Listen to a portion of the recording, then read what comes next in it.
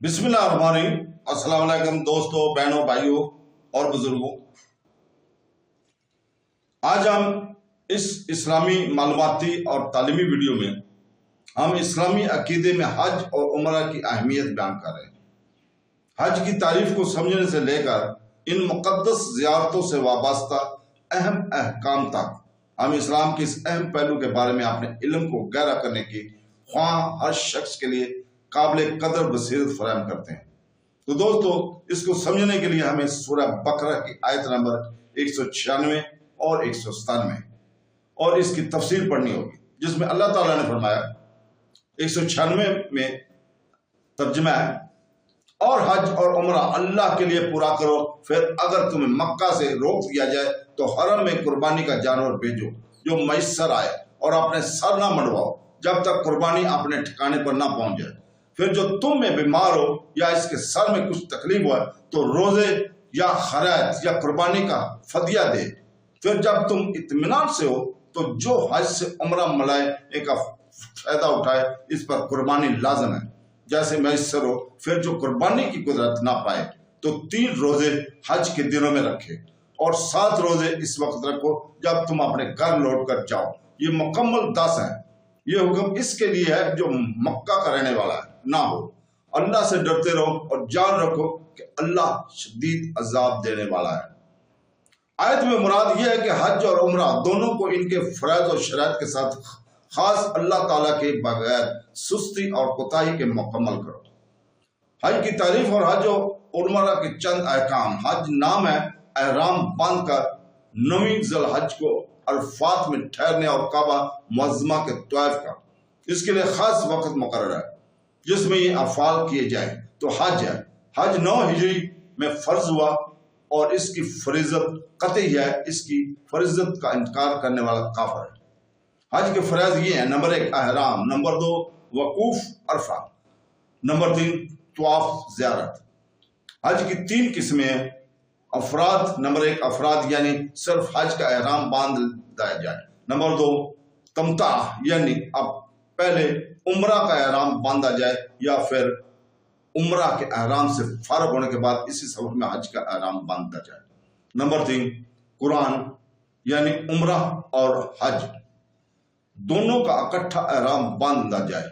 इसमें उम्रा करने के बाद एहराम की पाबंदियां खत्म नहीं होती बल्कि बरकरार रहती है। उम्रा की तफसीर कुछ यूं है कि उम्रा में सिर्फ एहराम बांधकर खाना काबा का तवाफ और सफा और मरवा की सही करके हक करवाना होता है। हज और उम्रा दोनों को हर मसले में बहुत तफसील है। यहाँ से हज का एक अहम मसले का बयान है जिसे एहसार कहते हैं। आयात का खुलासा कलाम यह है कि अगर हज या उम्रा का एहराम बांध लेने के बाद हज या उम्रा की अदायगी में तुम्हें कोई रुकावट पेश आ जाए, जैसे दुश्मन का खौफ होना, मर्ज वगैरह, तो ऐसी हालत में तुम एहराम से बाहर आ जाओ और इस सूरत में हदूद एहराम में कुर्बानी का जानवर ऊंट या गाय या बकरी का ज़बह करवाना तुम पर वाजिब है। और जब तक कुर्बानी का जानवर ज़बह ना किया जाए तब तक तुम सर ना मंडवाओ। एहसार के बाद एक और मसले का बयान है, वो ये है कि हालत एहराम में बाल मंडवाने की इजाज़त नहीं होती।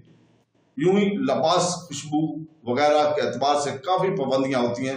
अगर इनका खिलाफ करें तो दम या सदका लाजम आता है। लेकिन बाज़ सूरतें ऐसी हैं कि मजबूरी की वजह से एहराम की पाबंदियों की खिलाफत करना पड़ती है बगैर उज़र के, और उज़र की वजह से किए गए अफ़ाल में शरीयत ने कुछ फ़र्क किया है।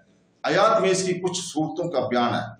जानबूझ कर एहराम की पाबंदियों की मुखालफत करेगा तो गुनाहगार भी होगा और फदिया देना भी लाजम आएगा, और मजबूरी की वजह से मुखालफत करे तो गुनाहगार ना होगा लेकिन फदिया देना पड़ेगा। अलबत्ता मजबूरी वाले को फदिये में कुछ रुख्सतें भी दी गई हैं। चुनांचे सदर शरिया मौलाना अमजद अली आज़मी अल्लाह फरमाते हैं, जहाँ दम का हुक्म है वो जुर्म अगर बीमारी या सख्त गर्मी या शदीद सर्दी या जख्म या फोड़े या यूं की सख्त इज़ा के बहस होगा तो उसे जर्म वगैरह मुख्तियारी कहते हैं। इसमें इख्तियार होगा कि दम कुर्बानी के बदले 6 मस्कीनों को एक सदका दे या दोनों वक्त पेट भर कर खाना खिला दे या 3 रोजे रख ले। और अगर इस जुर्म में صدقہ کا حکم ہے اور مجبوری تو اختیار ہوگا کہ صدقے کے بدلے ایک روزہ رکھ لے۔ جو شخص ایک ہی سفر میں شرائط کا لحاظ کرتے ہوئے حج اور وغیرہ کی سعادت حاصل کرے، اس پر شکرانے کے طور پر قربانی لازم ہے، اور یہ قربانی عید کے دن والی قربانی نہیں ہوتی بلکہ جداگانہ ہوتی ہے، اور اگر قربانی کی قدرت نہ ہو تو اسے حکم ہے کہ 10 روزے رکھے، اور ان میں سے 3 روزے حج کے دنوں میں یعنی 1 شوال سے 9 ذی الحج تک احرام باندھنے کے بعد کسی بھی 3 دن میں رکھ لے۔ اکٹھے رکھے یا جدا جدا دونوں کا اختیار ہے، اور 7 روزے 13 ذی الحج کے بعد رکھے۔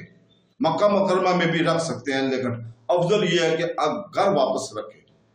حج تمتمہ یا حج قرآن کا جائز ہونا صرف افاقی یعنی مکیات سے باہر والوں کے لیے ہے، حدود مکیات میں اور اس سے اندر رہنے والوں کے لیے نہ تمتمہ کی اجازت ہے اور نہ قرآن کی۔ صرف حج افراد کر سکتے ہیں۔ حج چند معلوم ہونے مہینے میں ہے کہ تو جو اس میں حج کی نیت کرے تو حج میں نہ عورتوں کے سامنے صحبت کا تذرہ ہو اور نہ گناہ اور نہ کسی سے جھگڑا ہو، اور نہ جو بھلائی کرو اللہ اسے جانتا ہے، اور زائد راستے لے۔